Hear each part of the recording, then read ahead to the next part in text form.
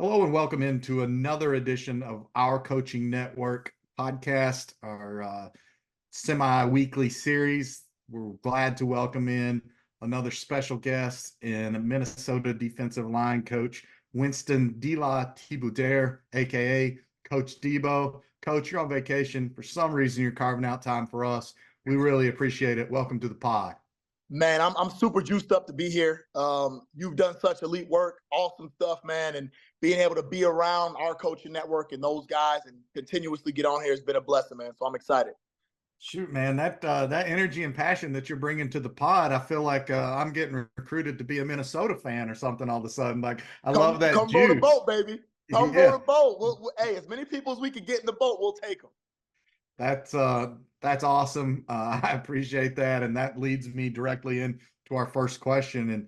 And your passion, even when we were just talking before we started recording, is I feel like a very transparent part of you, very much a part of your persona. Where does that come from? How does that charisma kind of help you engender the culture you want? Yeah, so the biggest thing for me, I think the foundation of who you are as a coach, a lot of the times begins when you're a player. And for me, I had to have passion because I didn't have size always, didn't have speed always, and I didn't have the strength or the power that you wanted. So being able to develop, being able to grow playing at the University of Minnesota and coming into my body literally while I was in school, having that passion and having that juice was something that propelled me forward. You always hear coaches say that you know that you're making progress, when your room starts to emulate your personality.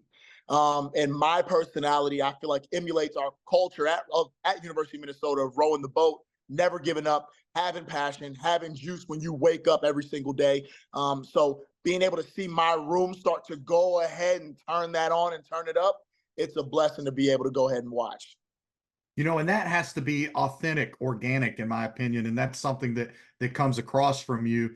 How much does that? You're not putting on a show. You're not being anybody. You're not. Kids are smart. Kids are very perceptive. How much do you feel your guys are picking up on that authenticity that you bring day in and day out, and then, as you said, applying that to the culture of your defensive line room?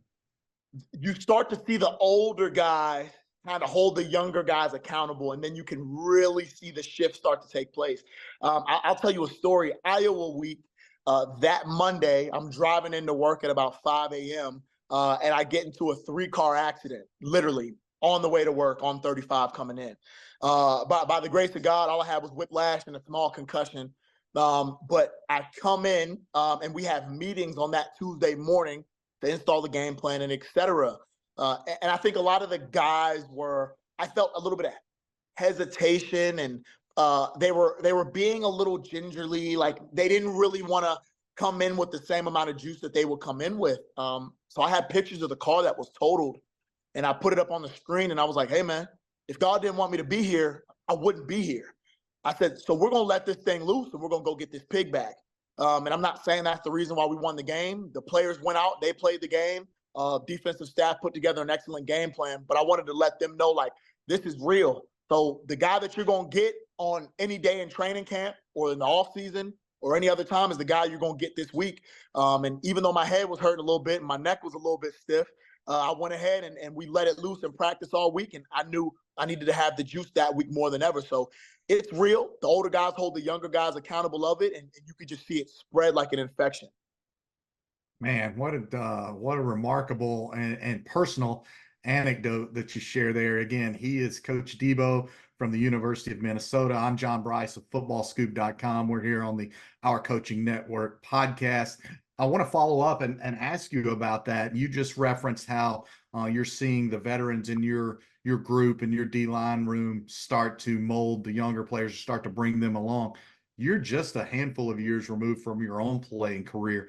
Do you remember a similar personal evolution for you, where you started as a young guy being brought along and then transformed into that guy who was a leader, helping bring others along? Yes. So I got thrown into the fire a little bit. I'll never forget it. We were on the road.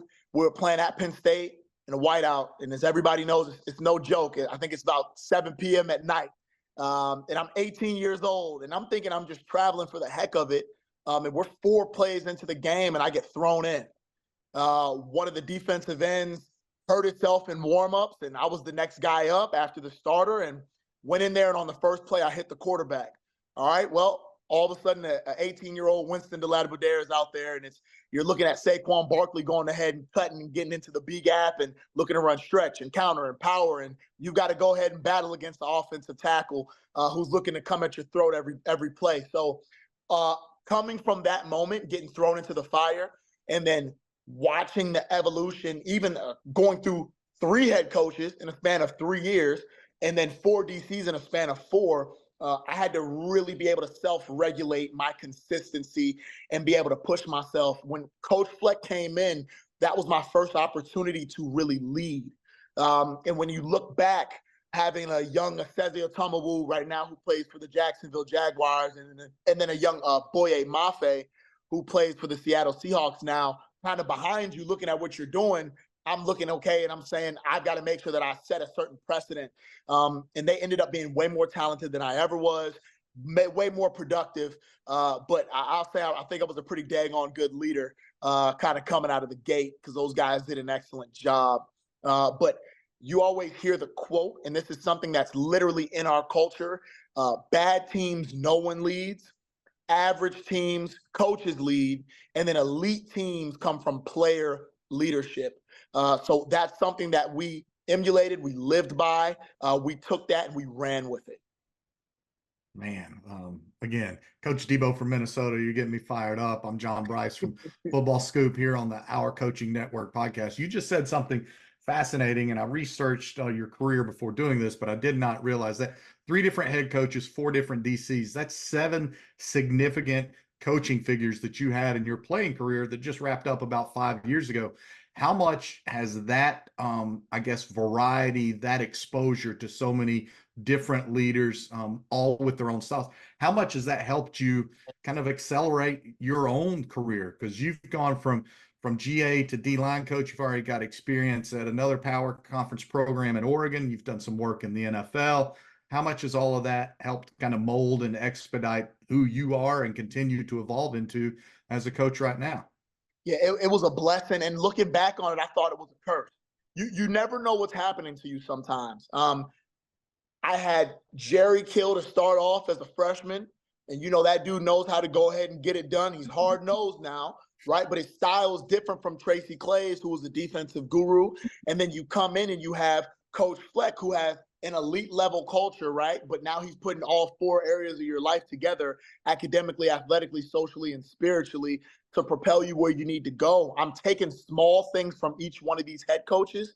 And then I've got defensive coordinators like Jay Salvell, who's the head coach at Wyoming, and Tracy Claeys, who was my DC before the head coach, Rob Smith, and then Joe Rossi, who's the DC at Michigan State. So being able to pick small things from even the way that they talk, to presenting information, to being able to explain the why about different reasons that we're going to go ahead and shift and turn a game plan a certain way. I was able to go ahead and take those things and plug and play them into where I needed to in my defensive line room to push guys to be successful. On top of that, I've had 4 D-line coaches between Coach Jeff Phelps, Coach Brice Pop, Coach Marcus West, and then Coach Joe Rossi again before he got promoted to defensive coordinator. And all those guys are doing a million different things within this profession. So I'm taking things, I'm running with them. Oh, excuse me. And Coach Jim Panagos, who's over there at Kansas. So really 5, taking things, running with them, and being able to go ahead and push my guys to elevate through all the different things that I've learned. It's been a heck of a journey, but I'm blessed from Jesus Christ himself to be able to be where I am today. Man, that's awesome. Great testimony and really neat to hear. I'm a Jay Salvell guy, and my wife and I spend a lot of time in Wyoming. So I'm fired up to see what he does this year, running the Pokes program. They're going to that's light a it cool up, connection. man. Yeah, Light it up. That's a really cool connection. When did you start playing football, and maybe when did you know that the college football was the path you wanted to be, and that you also wanted to turn that playing path into a coaching career? Yeah, so I started at the age of 5, and they wanted to get me out of the league. They were like, okay, this guy right here, he can't play flag, he's too physical, but he's too young to go and play with the older kids. So my dad was like, just throw him out there. If it doesn't work out in a week, then we'll go ahead and we'll move him back to flag or hold him or tell him to tone it down. But it ended up working out. So played youth league. I was in the Metro Baltimore type of area, playing out there. Then I went to high school at Mount St. Joe, transferred to Howard High School. And at some point between that JV to varsity transition, I was thinking, well, maybe I can really do this. Nobody's really taking it upon themselves to kind of push to be a Division I athlete at Howard at that point. But our class was winning a lot of games. So me and my buddies we were like, we're going to sell out. We're going to play college football. And actually a handful of us did at the Division I, 1AA, 2, and 3 levels. So that was really cool to see. One game away from winning the state title. And after that ended and I went off to Minnesota, I was like, okay, now it's time to go ahead for the league.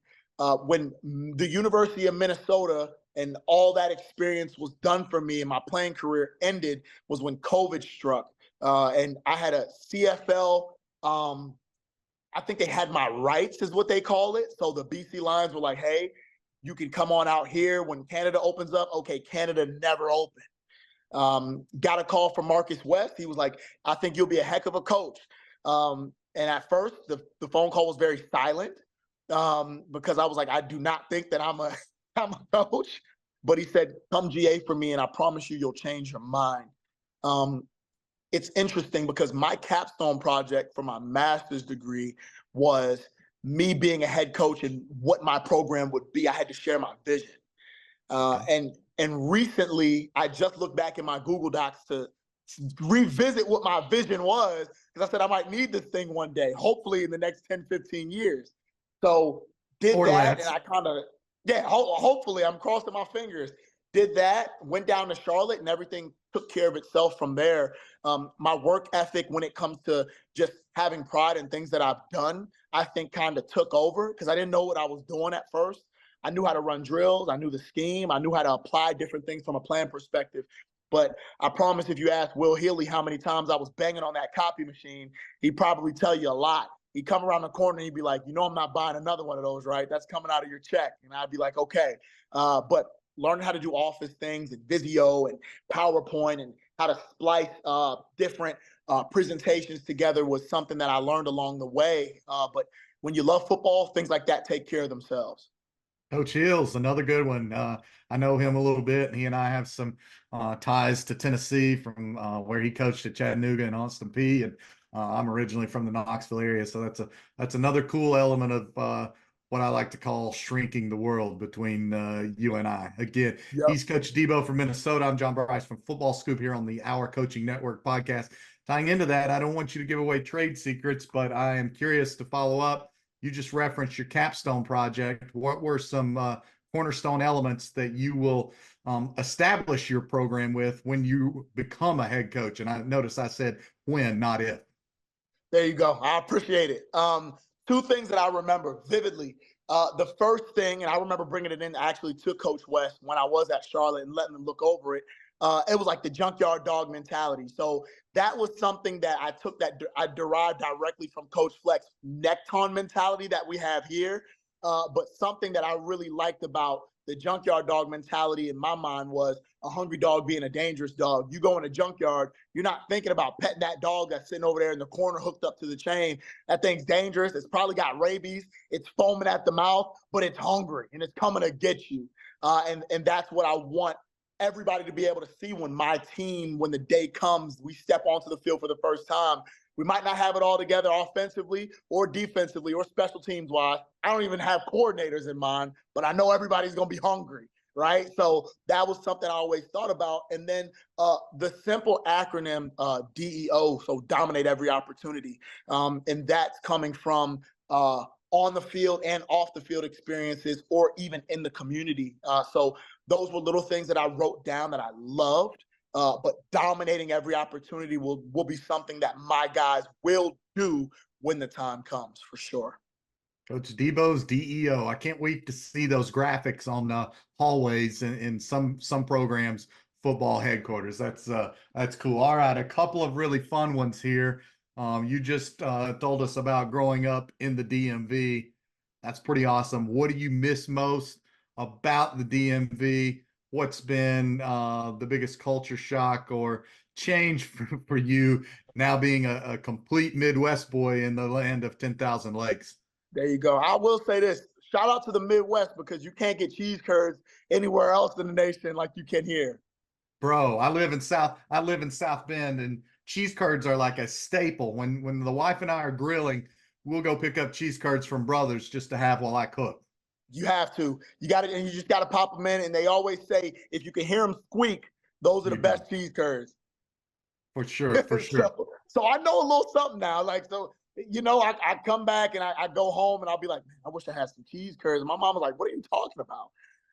So the thing that I miss most about just Maryland and the DMV, I think is the music. Like so much is immersed in the music between Baltimore having its own kind of culture and then set of music, and then DC having its own set of music and culture. Everything I think is brought together in the DMV through the food, though. Because it's nowhere in the world, okay, nowhere in the nation, and the New Orleans people are going to be upset about this. All right, my Louisiana people, you can't get seafood like you can in Maryland anywhere else, and they're going to battle and stand on crawfish, and they're going to say this and that. You can't get crabs, crab cakes, or anything like that like you can in Maryland. Okay, I'm thinking in the back of my head now, I work with a lot of New Englanders on staff. So somewhere in my DC right now, and then our assistant D-line coach, senior defensive analyst, Coach Dot, they're going to be mad at me because they're up there in that Boston and Mass area with the lobsters. All right, but you can't get down with the crab cakes like you can in Maryland. So the food and the music, I think, is the biggest thing ever. That's awesome. Now, my second, what I think is really fun, when you just finished your playing career right before the transfer portal opened, but then more importantly, right before NIL really took stock. So, Coach Debo from Minnesota, flash us back to your playing career at Minnesota. What NIL deals would you have gotten? Oh man, I don't know what I would have gotten if I would have got an NIL deal. It would have been something with talking because I can talk all day long, right? So somebody would have had me in front of something, maybe like a dental or healthcare commercial. I'm just talking and then ding, Colgate, something like that. But I was all over the place doing community service for this and that. But my wife always says, she's like, I wish they had NIL back when you were in college. You'd be able to go ahead and buy me shoes and send them out to, because we dated in school. She's like, you would have been able to buy me sneakers and send them out and this and that. And I'm like, yeah, well, guess what? They didn't. So it was over. But maybe something with Colgate, man, because I'm always talking and smiling. I like that. I like that. Hey, it's not too late. Give my man an NIL deal now as a coach. I'll Be a take it. groundbreaker. Be a trendsetter. Coach Debo's DEO program for some NIL opportunity. I feel like that would fly. There you go. As we maybe ask a big picture question here, and Minnesota's been really close in recent years, some 10-win seasons, knocking on the door of a Big Ten championship appearance. Now you don't have to necessarily be in that Big Ten championship game to be in contention for one of those 12-team playoff berths. What do you think about the upcoming 12-team playoff format, and also just in general, the health of college football where it's at right now? I think that the 12-team playoff was the best thing that we could have done. I think that it gives everybody an opportunity to go ahead and knock off some of the big dogs that have been consistent in making it to that 14 playoff. But also, I think that it allows a lot of other teams to get on the map. I think you're going to see some really impressive group of 5 teams be able to sneak into the bottom of the bracket and surprise some people. And then I think, like you said, some teams who might not have made it to the championship game in their conference be able to come up on top of some big game matchups. So I think that it's going to elongate the season a little bit for the fans, which they all love because they want more college football. Who doesn't? And then moving forward, even if it expands more, which I don't know if it will or if it won't, I think that it'll get really interesting and very competitive.